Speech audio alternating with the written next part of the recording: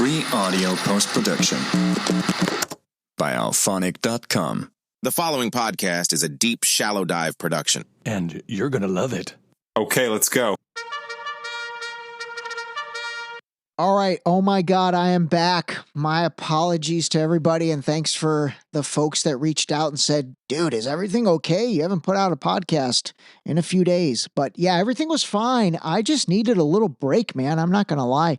It's literally been 2 years solid that I think I have put out an episode, not daily, but heck, probably at least 3 times a week. So yeah, man, I just needed to recharge a little bit. I really did. I started last week, not doing my normal, or not my normal, but not doing one on Monday. And then anyway, things just got hectic. Okay, enough with that, but I am back and hopefully better than ever.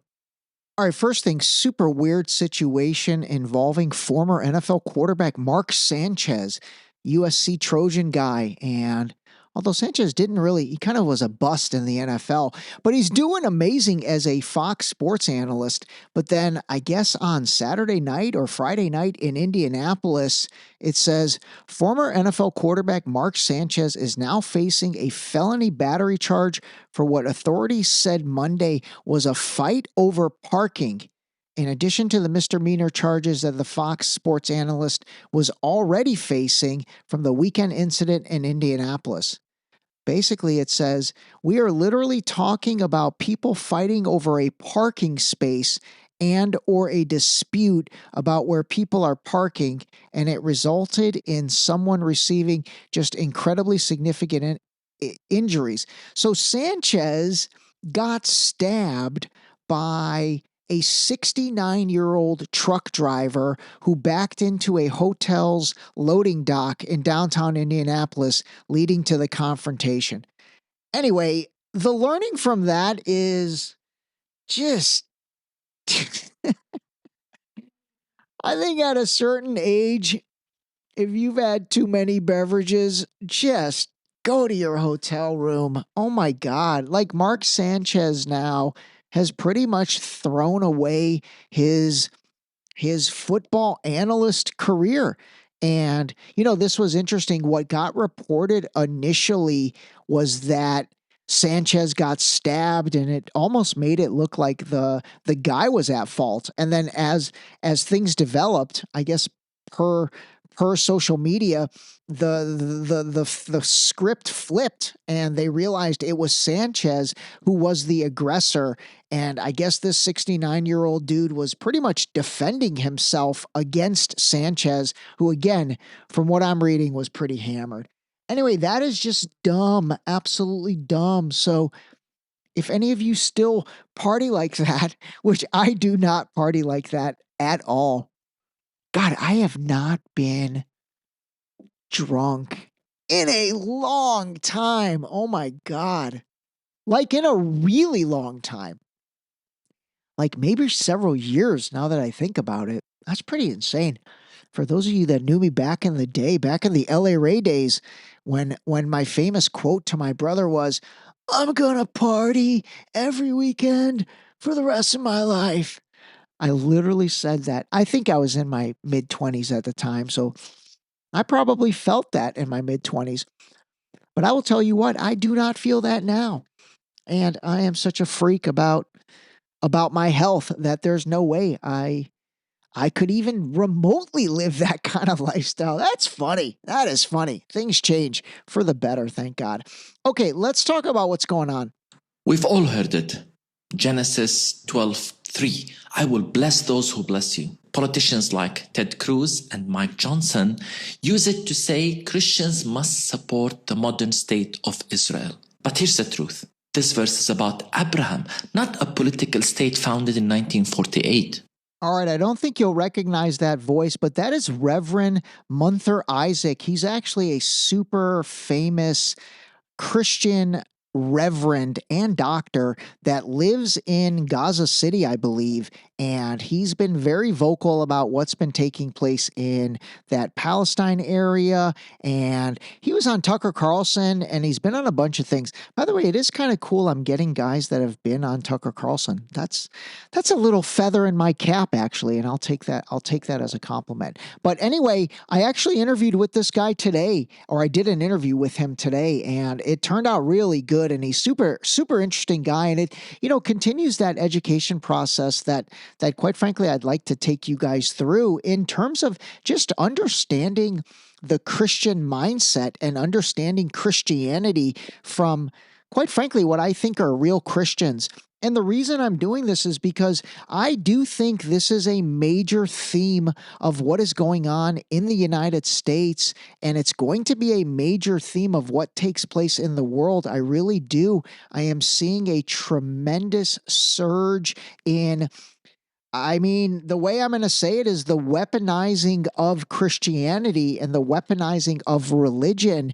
And I'm really seeing that post Charlie Kirk situation. And we're going to talk a little bit more about that as well. But give a listen to the rest of what Reverend Isaac says. In the New Testament, the promise is fulfilled in the seed of Abraham, and that seed is Jesus Christ. The blessing isn't military power or political deals. It's salvation through Christ for all nations. When leaders twist this text to demand loyalty to a secular state. So this is really what the whole argument is, and that is the Bible talking about the secular state of Israel, the modern day state of Israel? Is it talking about Israeli Prime Minister Benjamin Netanyahu? Obviously, I don't think it is, and I'm not even Christian, let alone do a lot of people, man. There's a lot of chatter on this right now, and it's really dividing, especially the Republican and even MAGA movement, into two distinct sides. So let's listen to the rest of this. They turn faith into fear and God into a vending machine for blessing. That's not the gospel. It's favoritism. It's exceptionalism. And scripture says, God shows no partiality. God's heart is for justice, mercy, and truth, not political manipulation. All right, I will say, that makes a lot of sense to me. Like, it's so funny, as a non-religious person, if I think about, okay, who are God's chosen people? In my mind, I'm like, okay, if God is such a wonderful entity, which obviously I think he is, because I personally do believe in a God, then I think that God is not going to choose based on DNA or choose based on where in this planet you were born or anything. Again, it has to be something bigger and broader than that, For example, maybe God's chosen people are the people that, I don't know, live a certain way, or, people like Reverend Isaac, their thought is that it's people that have chosen Jesus Christ as their Lord and Savior. That actually makes sense to me. Again, for them, not for me, but that makes sense to me that in their eyes, they'd say, okay, if you have accepted Jesus into your life, then we think that you are part of God's chosen people because, again, Jesus to the Christians is God. That's pretty wild, man. Man, I've learned a lot about this stuff. I really have. And I find it very interesting. And honestly, I'm so glad I've learned a lot about this because it is really playing a huge role in what's going on in our politics, in our everything. In everything that is being drilled down through the Trump administration has a thread of Christianity to it. And again, the scary part is if that Christianity gets weaponized for a particular agenda. That's really the scary part. And again, if you think about it, this was already done. Like, this playbook has kind of been created, and that's what happened in 2001 after 9/11 and the creation of this war on terror and creation of, weapons of mass destruction, and Muslims are bad and we need to go to war with Muslims. Now, ironically, I don't remember them necessarily making Christians good then and Muslims bad. It was more just saying Muslims are bad. But what I see taking place right now is a little bit the opposite. It's the building up of Christians. But, I'm going to knock on wood because I hope this doesn't happen. I hope we don't get another Charlie Kirk type event. And I don't necessarily mean an assassination. I mean something awful that's on a grand scale that has, maybe mass casualties. And I'm hoping that doesn't happen. And then if it did happen, again, let's pray it doesn't. It's pinned on, kind of the 19 Muslims with box cutters, which was the deal in 9/11. And now all of a sudden we've got a global division taking place between Christianity and Islam. And then in the United States, I mean, you're seeing it right now. There's really this division that continues to be widened between the left and the right. And whether that's I don't really think the Charlie Kirk situation is, well, actually, it is kind of widening it because obviously they are saying Tyler Robinson, who is, has a trans lover and, who was a furry and all that. So obviously they're trying to drive, that division with the trans community. So that is one of the key dividers between left and right. Anyway, just pay attention to all this stuff. It is pretty formulaic. This is interesting. I posted something on Instagram the other day that talked about, 1963 versus 2025. And so obviously with 1963, I'm kind of referencing the JFK assassination. And here, hold on. Let me read it. Maybe it's just easier if I read it. Let's see. Where is it? Okay, I said, over the past 2 years, I've looked into so many things, mainly out of curiosity. The JFK assassination still blows my mind that the American public was so naive to believe such a unlikely narrative about Lee Harvey Oswald, and gosh, how many still believe that. But that was 1963, a much simpler time back then, so maybe that explains it since it was 62 years ago. Then again, I wonder if someone will make this exact same post in 2087. I bet they do. Okay, you see what I did there? I tried to be clever. And my point was that, in 1963, in broad daylight, the sitting president of the United States was assassinated. And again, I mean, if you think that was a single bullet by Lee Harvey Oswald, wow, I would have to disagree with you. I will respect your opinion, but I will absolutely have to disagree with you.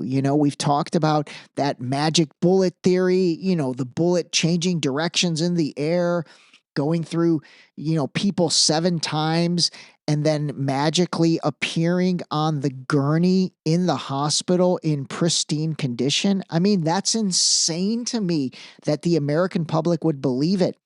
And the point of my post was to say, hey, look what we fell for in 1963. But I almost feel like we're falling for the same thing in 2025. And obviously, this is in reference to the Charlie Kirk situation. There are so many open ends to this and so much that just doesn't make sense. But it's pretty wild. Like, people are just moving on, like just completely have moved on. And that includes Turning Point USA. Honestly, it includes his wife. It includes all of the conservative Republican dudes. And really, the only person that it doesn't include is pretty much Candace Owens. And then, to an extent, Tucker Carlson. But it is pretty interesting to me how fast everybody seems to have moved on from poor Charlie Kirk, whom, by the way, I'm not going to lie, I genuinely feel bad for him. Like, I genuinely feel like, man, he just got played. He absolutely got played. And like, I don't know, I am seeing so little of his friends actually be what I consider true friends. And the only one I really consider as a true friend is Candace Owens. Now, I've had this discussion with a few people. I mean, I keep one eye open on her as well. And a lot of that goes back to the way her and Tucker Carlson were against that Nick Fuentes kid. I mean, I thought that was weird. That was super sus.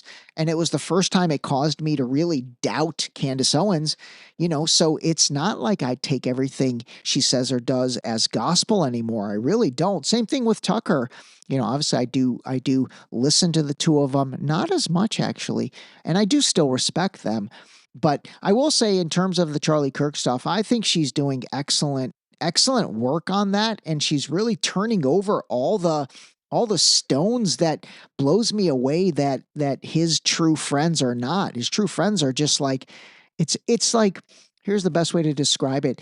It's as if they are acting like Charlie Kirk was a 95-year-old guy who peacefully died in his sleep, and they moved right to celebration of life. You know what I mean? And I'm not a fan of that. I'm really not. Like, anyone that has a tragic death, I don't know how you move right to celebration of life. I really don't. I don't know how you just get over the grieving so easily and move to celebration of life. Gosh, when our dad passed away, and our dad's passing, he was 84, and it wasn't tragic. Now, it was sudden. He did kind of suddenly pass, so I guess there's a little bit of tragicness to that. But I mean, I've said it before and I'm going to say it again. I grieved for a solid year, and I know my brother grieved, and I know our mom really grieved. Our mom actually grieved for like 2 years, believe it or not. And I'm talking like serious grieving, like not being able to really be yourself. And so with Charlie, I just don't get it. Like, I don't get how his wife can, go on Twitter the other day, and I guess she was appearing in Chicago for something, and she tweeted out like how y'all doing, Chicago, or something like that. I don't know, man. I just find it odd. I find it odd. I think it's very, very interesting, for lack of a more descriptive word, that you can get through the grieving phase so fast. I think that's odd. I think that's odd. And that's a little bit off to me. So, okay. All right. Next clip. All right. This is Van Jones. He's that CNN political analyst, super liberal, super Democrat. But this is what I call a neoliberal. And what I mean by that is, this guy to me is no different than someone like Lindsey Graham or Ted Cruz. He just wears the Democrat t-shirt. If you are a young person, you open up your phone and all you see is dead Gaza baby, dead Gaza baby, dead Gaza baby, right. Diddy, dead Gaza baby, dead Gaza baby. I love this conversation because I think people, those of us who went to college, give a lot more credit to college courses for how the world works than I do. This is not about critical race theory on college campuses. This is about Iran. Iran and Qatar have come up with a disinformation campaign that they are running through TikTok and Instagram that is massive. If you are a young person, you open up your phone and all you see is dead Gaza baby, dead Gaza baby, dead Gaza baby, right. Diddy, dead Gaza baby, dead Gaza baby. That's basically your whole feed. So that's not DEI. That is a geopolitical adversary that is deliberately trying to divide the West against itself. I don't know what was worse with that clip. Him kind of like downplaying dead babies, dead Gaza babies in that case. I don't know if that was worse or if the crowd laughing at it was worse when he said dead Gaza baby, dead Gaza baby, dead Gaza baby.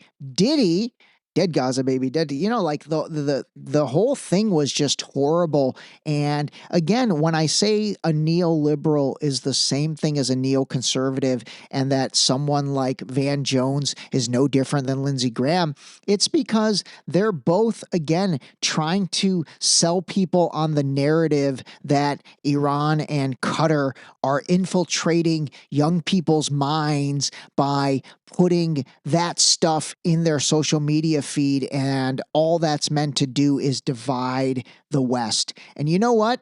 That is just such a crock of shit, because all of that stuff is not being done by Iran and Qatar. They give those countries, well, they do it on purpose, but they try to act like they're like these genius PR infiltrators and genius marketers, and they're just not. Like, they're absolutely not. That stuff is on the feeds because that is the reality of what is taking place. You know, there are dead babies in Gaza, unfortunately. And so obviously Van Jones's bread or matzah is buttered exactly where Ted Cruz and Lindsey Graham's are. And so I'm going to let you read between the lines on that one. I want to thank the countries that helped me put this together: Qatar, Turkey, Saudi Arabia, Egypt, Jordan. All right, so while Van Jones is saying Qatar is feeding disinformation, here's President Trump on Friday talking about the supposed peace deal that ends the war in Gaza. Now, again, this was another presidential address from the Oval Office. By the way, I think he's using AI to do these things. And obviously, you can't see this in a video. But if you see any of his recent presidential addresses from the Oval Office, where he's basically sitting behind a desk, it's his hands. The hands are the dead giveaway, because they're in the same position every time, and they kind of do this like weird twitching. It's very strange. I absolutely think they are using an AI version of Trump with the voice, by the way, and that stuff is totally easy to do now with the progress in that technology. But I do think that's AI Trump. But listen to the rest of this. And so many others, so many people fought so hard. This is a big day. We'll see how it all turns out. We have to get the final word down in concrete. Very importantly, I look forward to having the hostages come home to their parents, and having some of the hostages, unfortunately, you know the condition they're in, come home likewise to their parents, because their parents wanted them just as much as though that young man or young woman were alive. So I just want to let you know that this is a very special day, maybe unprecedented in many ways. It is unprecedented, but thank you all, and thank you all to those great countries that helped. We were given a tremendous amount of help. Everybody was unified in wanting this war to end and seeing peace in the Middle East, and we're very close to achieving that. Thank you all, and everybody will be treated fairly. You know the other reason why I think that's AI? Because he didn't like toot his own horn very much. I'm not even kidding. Most of the time when he talks about something, especially something that he's accomplished, I mean, he thanks himself like 50 times during that process. And so in that clip, he did not toot his own horn or pat himself on the back. That's another reason why I think it's totally AI. Okay, anyway, let's see what happens. I mean, that was a big to-do over the weekend, and then kind of like nothing. Like, is the war over? Are we done? Were the hostages released? I mean, who knows? They really don't follow up. I'm realizing the MO is to like put a big piece of news out there and then just never talk about it again. And they think everyone's going to forget, because 9 times out of 10, they do forget. I guess you can use the JFK assassination as the best example. I mean, again, it blows my mind that the American public didn't demand more in 1963, but here we are in 2025 with the Charlie Kirk assassination. And honestly, I can't say the American public in totality is demanding more. There's probably a very small group that's centered on the Republican MAGA side. They're the only ones demanding more. Okay, let me read you this. Here's the quote from Erica Kirk, or here is the tweet from her that she did on 10/2. It says, "Hey, Chicago, what do you say?" with a question mark. So obviously she was headed to Chicago, and somebody replied. They said, "This might be unpopular, but I find it very weird how a widow has stepped into the CEO role at Turning Point USA, delivered 2 speeches, one at a stadium memorial where Charlie's parents weren't even present, and is already going on podcasts and traveling around the country just 2 weeks after her husband was assassinated brutally in front of the world. Shouldn't she be home with her 2 young children who just lost their dad? I mean, that's a good take, brother. That is a good take, James Herbinger. So, what are your thoughts on that? What do you guys think? Do you think it's sus? Do you think it's just crazy how much she's out and about on podcasts, laughing, acting like nothing really happened? Again, when I think of the grieving process, and for me, that's really been our dad. Man, there's no way I could have had that mentality 2 weeks after. I did not have that mentality probably for a full year. I'm not even kidding. I really think it affected my personality and just my outlook on, not necessarily my outlook, but just the way I acted. Like I just wasn't in a, happy-go-lucky place really for a full year. I really wasn't. I really wasn't.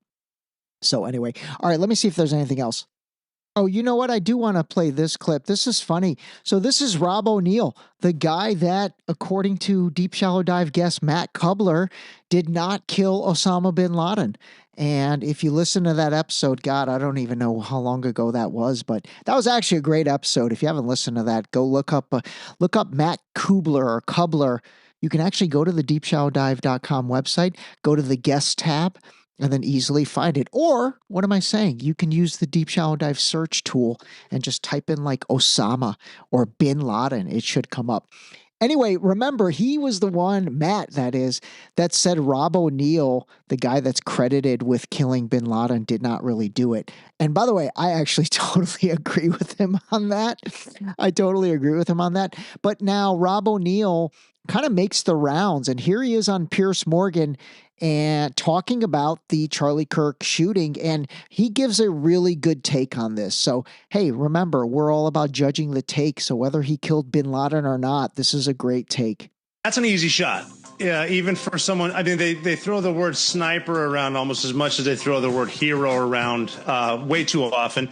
Anyone with a hunting rifle, a 30-06 like that, that's an easy shot. 200 yards as a sniper, which I am, you pick which nostril you want and I'll put it in it. So that's easy. The issues, just for me, I mean, it was off right from the beginning for me. Do we not guard rooftops anymore? There's been assassination attempts all over the world. Right. Why aren't we looking at rooftops? And then when I was sent the video with this at the same message where they said Charlie Kirk was just shot. When I watched that horrific video, he was obviously dead before he hit the ground. But the questions immediately started to come to me. That was not an entry wound that we saw. We saw an exit wound. So where'd that bullet come from? You don't bleed like, and I've shot guys closer than the camera was. And an entry wound doesn't look like that. An exit wound does. Why did his shirt move the way it did? When I've shot people, their shirts didn't move like that. And then the initial reaction was, well, he was obviously wearing body armor and it was deflection. One, no. He wasn't wearing body armor. And two, it doesn't deflect like that off of body armor. Why was his shirt moving from right to left? Why were people being interviewed saying, yeah, they came from my left to right, from his right to left, immediately shut down?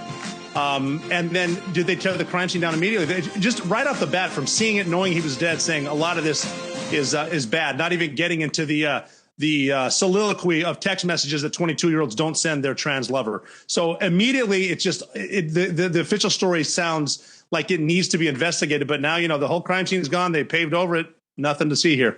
All right, that last part, I mean, that whole take was good, but the last part is insane. So the university basically ripped up the entire little foyer area, which basically was the crime scene. I keep saying basically. Basically, I've never been on live TV before, and apparently, what was that kid? Oh yeah, he was the apparently kid. Anyway, so the fact that the university completely tore up basically like that little area that Charlie Kirk was seated and that he was shot, they ripped out the concrete and repaved it. That is super sus. Like, that is super sus. And the people online are saying they wanted to remove any potential residue, gunpowder residue, DNA, who the heck knows? But like, the university made no gave no explanation as to why they did that. They just literally repaved the crime scene. That is super sus, man. It really is. All right, we are coming up on 30 minutes. Anyway, sorry again for being gone for a week. Got a good week of stuff ahead. We'll definitely try to get 3, maybe 4 episodes done, get some interviews out, and that's about it, everybody. Call your parents, call a spade, keep both eyes open, and talk to you soon. This episode was brought to you by Zipix nicotine toothpicks. Zip more, smoke less. Totally satisfying, discreet, and delicious. Zipix nicotine-infused toothpicks are available in 6 great flavors, each containing at least 2 milligrams of nicotine to curb those cravings. Zipix is FDA registered and proudly made in the USA. Use discount code DSD for 10% off your order at zipixtoothpicks.com. Zip more, smoke less, save 10%.